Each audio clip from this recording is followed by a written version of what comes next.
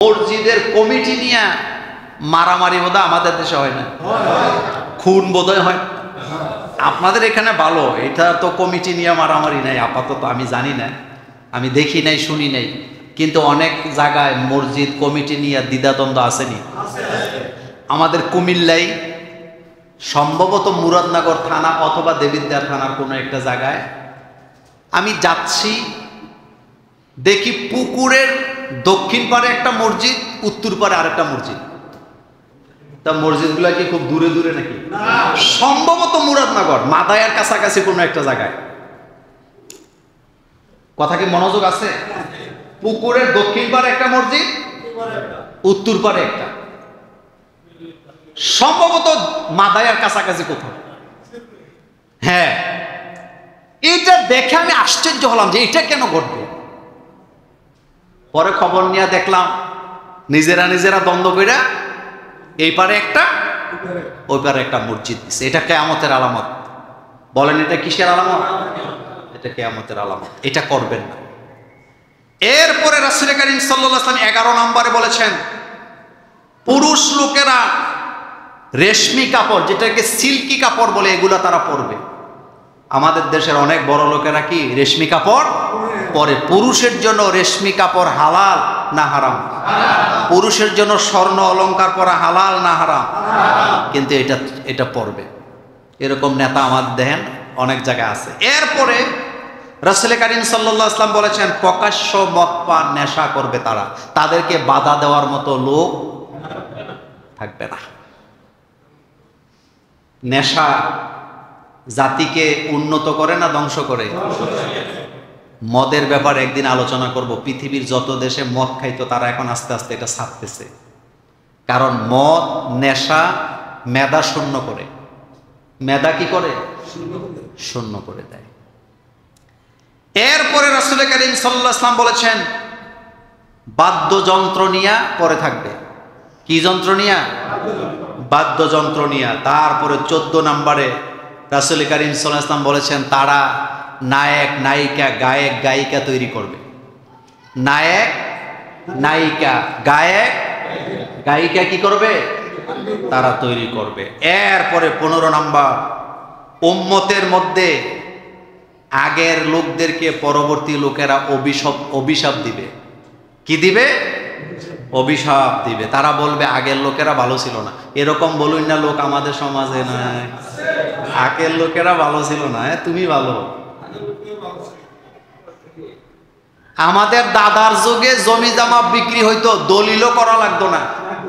আর এখন দলিল করেও জমি পাওয়া যায় না। কথা কন না কেন? আগের দিনে জমি চাচতো ভাই জ্যাঠতো ভাইয়ের কাছে বিক্রি করছে, খালি বলছে ভাই যা এটা তোরে দিয়ে দিলাম, দলিল আসেনি, কিন্তু কোনোদিন যা কইছি না আমি বেশি নাই না। আর এখন জমি বিক্রি কইরা দলিল করার পরেও জমি পায় না, এরকমের ঘটনা 1-2টা না হাজার হাজার। মিয়া সাহেব, এটা কিয়ামতের আলামত। বলেন এটা কিসের আলামত? কিয়ামতের আলামত। সুতরাং বলতেছিলাম আযাব গজব এটা আসে কার পক্ষ থেকে? আল্লাহ পাকের পক্ষ থেকে। আমাদের জুমুরে কোন নেশাকে চলতে দেওয়া, এটা আসতে কইছেন।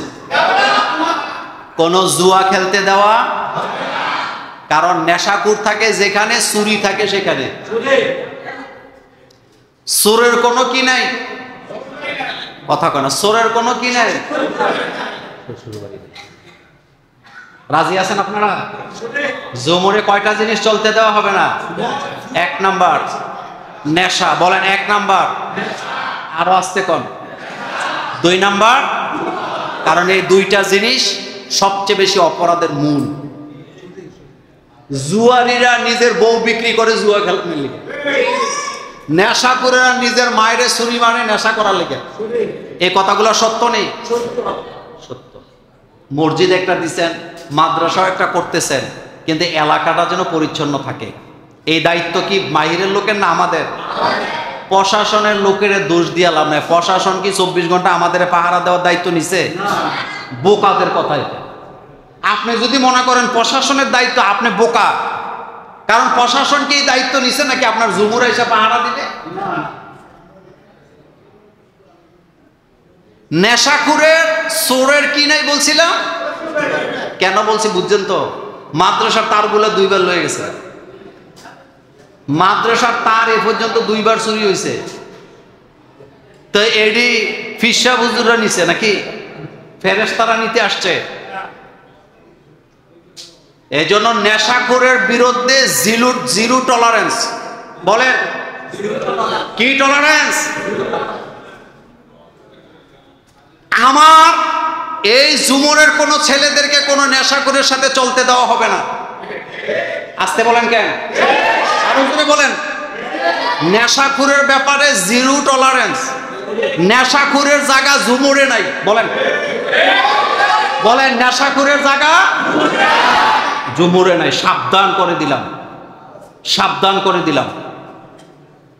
যত নরম মনে করেন, মানুষটা এত নরম না। এই মাদ্রাসার তার মূলত চুরি করছে নেশাখোর। সুস্থ মস্তিষ্কের কোনো ভালো মানুষ মাদ্রাসার তার চুরি করবে না। সুতরাং এটা ওয়ার্নিং দেওয়া হয়েছে। তুমি এটা আমরা ইচ্ছা করলে বাইর করতে পারবো, কিন্তু ওয়ার্নিং দিলাম।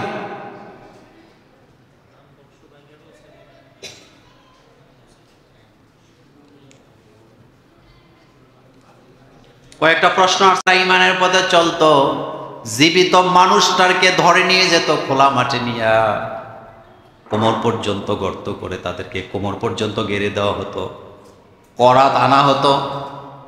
করাতটাকে মাথার উপরে রেখে 2টা লোক 2 দিক থেকে ওই মোমেন বান্দাটার মাথা থেকে চিরে চিরে কোমর পর্যন্ত চিরে দেহটাকে দ্বিখণ্ডিত করে দিত। এরপরেও তারা ইমানের পথ থেকে এক চুল নড়াচড়া করত না। আল্লাহু আকবার। ইমান আনছি ইমান আনছি বলি আমরা, কদ্দুর ইমান আনছি? ও খাব্বাব, জীবিত মানুষটাকে ধরে নিয়ে গর্ত করা হতো, কোমর পর্যন্ত গর্তের মধ্যে গেড়ে দিত, মাথার উপরে করাত রাখতো, টেনে টেনে করাত দিয়া চিরে কাঠের মতো মানুষটাকে দ্বিখণ্ডিত করে দিত। এরপরও তারা ইমান থেকে 1 পা সরে যেত। আপনি আমি পারবো? বলা সহজ, করে দেখান। করে দেখান, পারবেন না। আপনাকে আমাকে নিয়ে যদি কোমর পর্যন্ত গেড়ে দিয়ে মাথার উপরে করাত রেখে যদি চিরা হয়, ইমানের পথে থাকবো না ছেড়ে দিব? অসংখ্য বাংলাদেশের ছেলে মেয়েরা পয়সার নেশায়, আরাম আয়েশের নেশায় পাশ্চাত্যের দেশে গিয়ে, ইউরোপে আমেরিকা গিয়া অসংখ্য ছেলে মেয়েরা খ্রিস্টান হয়ে যাচ্ছে, ইহুদি হয়ে যাচ্ছে। এ কথা সত্য না মিথ্যা? আমি আরেকদিন এই জুমাতে বলেছিলাম, বিদেশে ছেলে মেয়েকে লেখাপড়া পড়াতে পাঠাইন না। হ্যাঁ পাঠান, মক্কা ইউনিভার্সিটিতে, মদিনা ইউনিভার্সিটিতে, জামিয়া আজহারে পাঠান, ইসলামিক ইউনিভার্সিটি মালয়েশিয়াতে পাঠান, আমাদের কোনো আপত্তি। কিন্তু এমন জায়গায় আপনি পাঠাইয়েন না যে জায়গায় পাঠাইলে আপনার ছেলেটা, আপনার মেয়েটা খ্রিস্টান হয়ে যায়, ইহুদি হয়ে যায়।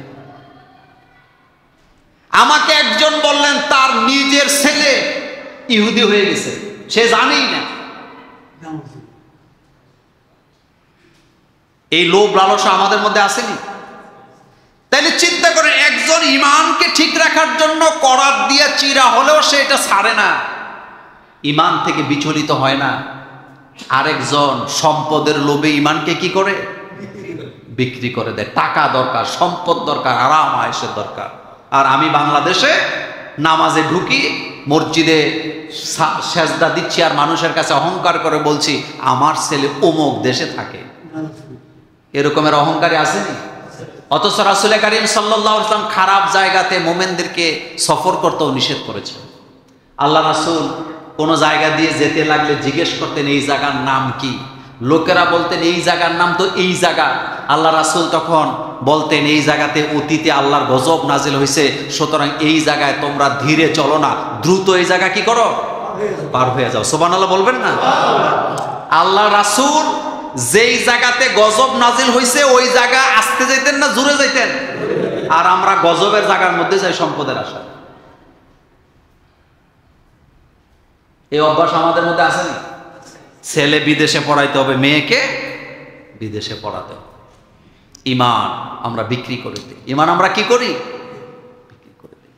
আল্লাহ রাসূল বলেন, খাব্বাব শোনো, এমন একদিন আসবে সানা থেকে হাজরামাউত পর্যন্ত লোকেরা দলে দলে সফর করবে। একজন মেয়ে রাতের আধারে একা সফর করবে, এতটা নিরাপত্তা পাবে, নারী দর্শিত হবে না, সম্পদের জন্য মানুষ কখনো মানুষকে খুন করবে না। এই দৃশ্য রাসূলুল্লাহর যুগে, সাহাবাদের যুগে ছিল নাকি ছিল না? ওমরের যুগে ছিল নাকি ছিল না? আবু বকরের যুগে ছিল নাকি ছিল না? ওসমানের যুগে ছিল নাকি ছিল না? আলীর যুগে ছিল নাকি ছিল না? ছিল। মুসলমান আছে, কিন্তু আলীর মতো নেতা নাই, ওমরের মতো নেতা নাই, উসমানের মতো খলিফা নাই, আবু বকরের মতো খলিফা। সব চোর। বলেন বলেন, সব কি বিক্রি হয়ে যায়, টাকার কাছে বিক্রি হয়ে যায়। যাকে নিয়ে বসাবে টাকার কাছে কি হয়ে যায়? যার কারণে আমাদের ভাগ্যের কোনো পরিবর্তন। আল্লাহ রাব্বুল আলামিন বলছেন, আমি তোমাদেরকে পরীক্ষা করি, অনেক জনপদকে আমি আযাব আর গজব দিয়ে ধ্বংস করে দিয়েছি। এমন এমন জনপদ তোমাদের আগে ছিল যারা ছিল প্রচন্ড শক্তিশালী। কত শক্তিশালী ছিল? মিশরের পিরামিডের দিকে তাকায় দেখে, এক একটা পাথর 26 থেকে 36 টন ওজন। কেজি না টন? মন না ton? Ton. 27 ton, 30 ton, 36 ton ওজন এক একটা পাথর। কত মিটার উপরে উঠেছে এরা। শক্তি বোধহয় আমাদের মতো ছিল নাকি? না, তারা শক্তিশালী জাতি ছিল। আল্লাহ পাক বলছেন, আদ জাতি, সামুদ জাতিকে আমি শক্তি দিয়েছিলাম। আল্লাহ যাদের ব্যাপারে বলতেছেন আমি শক্তি দিছিলাম, তাদের শক্তিটা কেমন ছিল? তারা কি আছে না আল্লাহ তাদের মাটির সাথে মিশাই দিছে? তাদের জ্বর হতো না, সর্দি হইতো না, কাশ হইতো না। বর্তমানে কেরেন দিয়া 10 টন 20 টন ওজন উঠানো হয়, আর তারা এক একজনে 30 টন 26 টন ওজনের পাথরকে একা একজনে উঠাইতে পারে। সুবহানাল্লাহ। ভাই, কতটা শক্তি ছিল তাদের। রানী বিলকিসের কর্মচারীদের অবস্থা এমন ছিল, শক্তিশালী ছিল।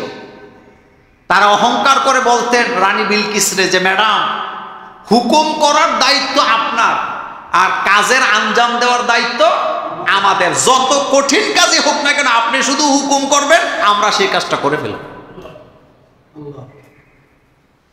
হযরত সুলাইমান আলাইহিস সালামের বাহিনীকে আল্লাহ পাক এতটা শক্তি দিয়েছিলেন। সুলাইমান আলাইহিস সালামের কর্মচারীরা ছিল জিন জাতি। সুবহানাল্লাহ। বাড়ির যায় কি জাতি? কর্মচারীরা জিন ছিল। সুলাইমান আলাইহিস সালামের রাষ্ট্রীয় কর্মচারীরা সবাই কি ছিল? জিন ছিল। শক্তিশালী ছিল তারা। তাদেরকে দিয়ে তিনি কাজ করাতেন। ওই ব্যাপারে আরেকদিন আলোচনা করব। তো বলতেছিলাম, পৃথিবীতে আযাব গজব এটা মানুষের হাতের কামাই করা, এটা আমাদের হাতের কামাই করা। আমাদের কারণে আমরা আযাবে গজবে পড়ি। যুদ্ধ, বিদ্রোহ পৃথিবীতে আছে নাকি নাই? অস্ত্র বানাইছে মানুষ মারার জন্য। এই পৃথিবীতে ক্ষমতার জন্য সব সময় মানুষকে কি করছে? তারা হত্যা করছে। ফেরাউন, নমরুদ নাই, কিন্তু তাদের বংশধরেরা এখনো কি যুগে যুগে তারা হত্যা করেছে। তো বিশাল আলোচনা ছিল, সবটা করতে পারবো না, কয়েকটি কথা বলে দিই। একটি গুরুত্বপূর্ণ হাদিস আমি আপনাদের সাথে শেয়ার করব। তিরমিজির হাদিসে একটি হাদিস এসেছে, হযরত আবু হুরায়রা রাদিয়াল্লাহু তাআলা বর্ণনার একটি বড় লম্বা হাদিসে আসছে, রাসূল কারীম সাল্লাল্লাহু আলাইহি ওয়াসাল্লাম বলেছেন, কিয়ামতের আগে কিছু অযোগ্য শাসক তারা ক্ষমতায় বসবে।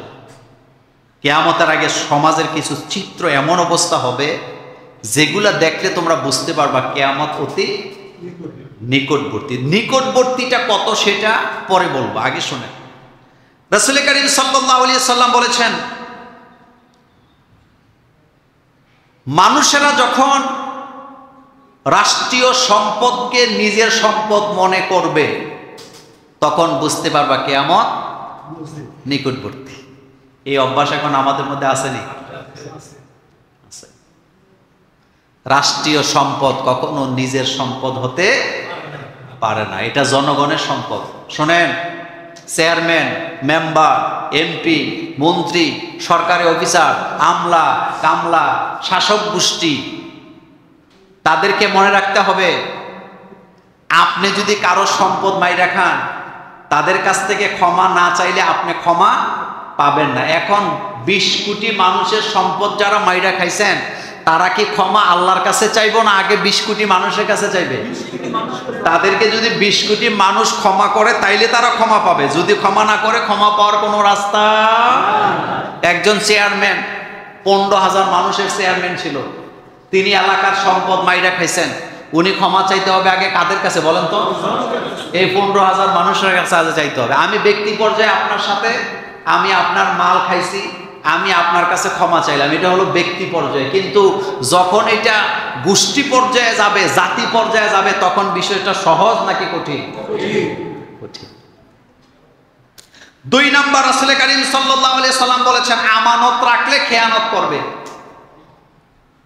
আমানত রাখলে, আমি একজনের কাছে 10,000 টাকা আমানত রাখছি, ওনার দায়িত্ব হলো আমার টাকা উনি খুলবে না, আমি যেভাবে পোটলাটা দিছি আমাকে আবার সেভাবে ফেরত দিবে, কিন্তু আমার টাকা দিয়ে উনি হাওলাত দেয়। একজনের টাকা ওনার কাছে আমানত রাখার পরে যিনি আমানত রাখছেন তার অনুমতি ছাড়া এই টাকা ব্যবহার করা যাবে না, হাওলাতও দেওয়া যাবে। কিন্তু এই অভ্যাস আমাদের মধ্যে আছে, কথা কম রাখেন, আমাদের মধ্যে আসেনি? মসজিদের টাকা একজনের কাছে রাখছেন, আমাদের কি বলে কালাম ভাই, মসজিদের কমিটির অনুমতি ছাড়া উনি এই টাকা হাওলাত দিতে পারবে? উনি বোধহয় মাঝে মধ্যে খরচ করে খাইতে পারবে, যে আমার আত্মীয় স্বজনরা বিদেশে আছে, তারা টাকা পাঠাইলে আমি এটা পূরণ করে দেব, এরকমের কোন সুযোগ আছে না? খবরদার, খবরদার। একজনকে দিয়া বুঝাইলাম আপনাদেরকে, আমানতদার যা আপনার কাছে আমানত রাখছে এটা আপনি খোলার অধিকার আপনার নেই। 3 নাম্বার, যাকাতরে মনে করবে জরিমানা। এটা কিয়ামতের আলামত। বলেন এটা কিসের আলামত? যাকাত কি জরিমানা নাকি গরিবের হক? গরিবের হক। 3 নাম্বার, স্বামীরা স্ত্রীদের বাধ্যগত হবে। স্ত্রীরা স্বামীদের বাধ্যগত না, স্বামীরা স্ত্রীদের বাধ্যগত। কিন্তু বর্তমানে অনেক পুরুষ আছে স্ত্রীর গোলামি করে। বাসের মধ্যে উঠলাম, উঠার পরে দেখলাম এক ভদ্রলোক, তার বউ, তার ছেলে, তার মেয়ে, আর সাথে একটা কুত্তা। তার 2 কাঁধে 2 বস্তা, কোলের মধ্যে কুত্তা। মনোযোগ আছে আপনাদের? কোলের মধ্যে কি? অথচ বউয়ের হাত ফ্রি, ছেলের হাত ফ্রি, মেয়ের হাতও কি ফ্রি। কিন্তু হেতে বেচারা, এত বেচারা কারে কয়? তার 2 কাঁধে 2 ব্যাগ, হাতের মধ্যে কি? কুত্তা, কুকুর। মানে বুঝছেন তো বিষয়টা? মানে তার অবস্থানটা আপনি বুঝছেন তো?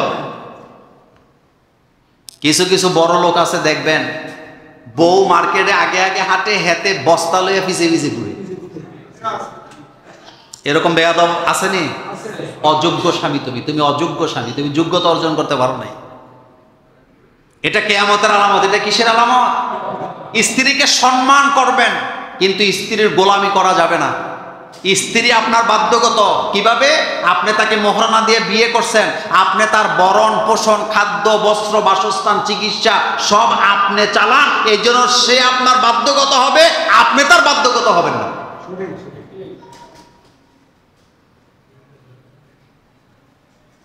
আবার আপনাদের বউরা বলবে আজকে যাওয়ার পরে যে এই মোল্লা হুজুরের মসজিদে যাওয়া দরকার। দেখেন, মোহরানা দিছেন আপনি, বলেন মোহরানা দিছে কে? বাসস্থান কার? আস্তে আস্তে কয়, নাকি আবার যৌতুক টতুক লইছেন? শ্বশুর বাড়ি থেকে যারা খাট আনে, ঝগড়া লাগলে মাঝে মধ্যে নিচে শুইয়া গোমা, এটা আপনি লিখে রাখেন 100%। কারণ মহিলারা খোটা দেওয়ার ব্যাপারে কয় নাম্বার?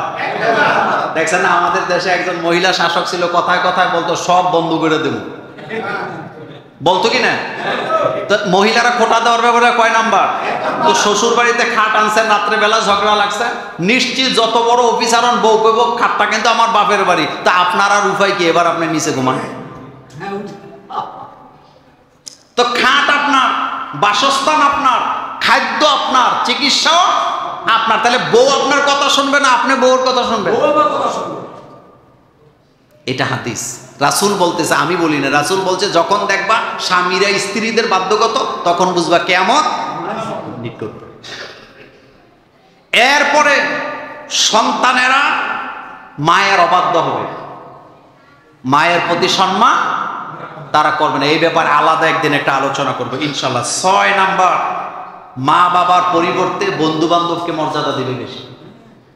বাপ মায় বলছে ক্যান্টনমেন্ট থেকে এই জিনিসটা নিয়ে আয়, এর মধ্যে বন্ধু ফোন দিছে, হেতে বাপ মার কথা না শুনে কোন দিকে যায়? এরকমের পোলাপান আমাদের জুমুরে নাই, বুঝবেন কিয়ামত নিকটবর্তী। কথাগুলা বলেছেন মুহাম্মাদুর। বর্তমান সমাজে ম্যাক্সিমাম পোলাপাইন মা বাপের চাইতে বন্ধু বান্ধবের মর্যাদা দেয়। বন্ধু ফোন করছে অমুক জায়গায় ক্যারাম বোর্ড খেলবে, আড্ডা দিবে, হেতে মা বাপের মিথ্যা কথা বলে মা বাপ অমুক জায়গায় যাইতে বলছে, অর্ডার দিছে, ওই কাজটা না করে বন্ধু বান্ধবের কাছে চলে যায়। এরকমের বেয়াদব ছেলে মেয়ে আমাদের সমাজে আছে না? এটা কিয়ামতের আলামত। বলেন এটা কিসের আলামত? কিয়ামতের আলামত। 7 নাম্বার, বাবার প্রতি জুলুম করবে সন্তানেরা। সম্পদের জন্য বাপেরে ধরে পিডায়, এরকম ভিডিও বোধহয় আপনাদের নজরে আসে না? সম্পদের জন্য বাপ মারে ধরে বাপেরে ধরে পিডায়, বাপের জানাজা পড়তে দেয়। এরপরে 8 নাম্বার, নিকৃষ্ট ব্যক্তিদেরকে নেতা বানাবে। বলেন কাদেরকে নেতা বানাবে? মমতাজের মতো লোক আমাদের নেতা হয়েছিল না? কথা আসতে কোন কেন? গায়ক, গায়িকা, নায়ক, সংসদের মতো পবিত্র জায়গায় দাঁড়াইয়া দাঁড়াইয়া বাউল গান গাইছে। নির্লজ্জতা কাকে বলে? নির্লজ্জতা কাকে বলে? শিক্ষিত, মর্যাদাশীল, জ্ঞানী, শিক্ষক, ডক্টরেট করা লোক আমাদের দেশে অভাব নাই, অথচ বাজারে গান গাওয়ার না লোক নাটকের মধ্যে নাচছে। এরপরে কি বলে? আপনার সিনেমাতে অভিনয় করছে। এগুলার নিয়ে কি বানাইছে? নারায়ণগঞ্জের এক মহিলা সংসদ সদস্য হয়েছিল, নাম কি? আইবি রহমান।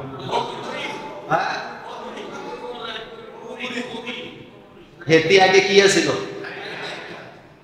হেতি গেছে সংসদে, আমাদেরকে আইন চালাইয়া শিখাবে।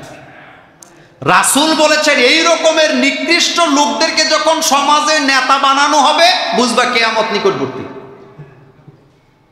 আমাদের সমাজে এখন যার টাকা আছে হেতে এখন এলাকা সর্দার, হেতে 14 গোষ্ঠীর মধ্যে কেউ সর্দারি করে নাই, হেতে নিজেও সর্দারি বুঝে না, কিন্তু টাকা আছে, হেতে যা কয় তা দরাকে সরাজ্ঞান করে। এরকমের টাকাওয়ালা আসেনি সমাজে?